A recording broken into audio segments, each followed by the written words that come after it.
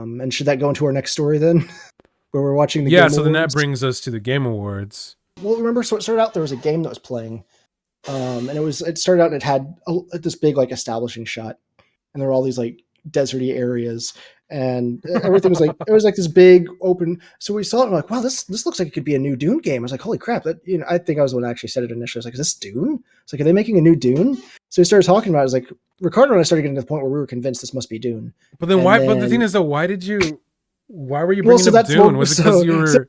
I think it was the way like the sand kind of moved made me think of like seeing in the old game, there's like these tiny little out parts of where the worms were under the ground. Yeah. And it just triggered some nostalgic memory in me. So we're like, oh, it was like, this could be Dune. So we talked and then it ended up not being Dune. Yeah. Well, then like every game, like every trailer had some establishing shot of either like a desert or somewhere or even space. Or space. Something that was dirty, or even just one point, I think it was just like a forest. And I got to the point where I was just like, every time it popped up, I was like, oh man, here we go, Dune. Here, finally got that new Dune game.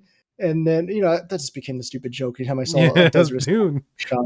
Or was it even like the Texas Chainsaw Massacre game? Was Dune. Yeah. He was like, oh, there it is, Dune. Actually, before that, Matt even mentions, he's like, was it him or you that made a joke about it's going to be funny when I will Dune into existence, a new Dune game? Yeah. And then like 2 trailers later, this big deserty planet, and they're like, oh, this could be Dune. Like, ha ha ha. Yeah, that could be Dune. And it started going, we saw like they said something about the spice. Well, they mentioned spice, but then, no. But what caught my attention, what made me realize it is because you literally hear, and I could assume that maybe it's Leto, because Leto's the one who mentions this.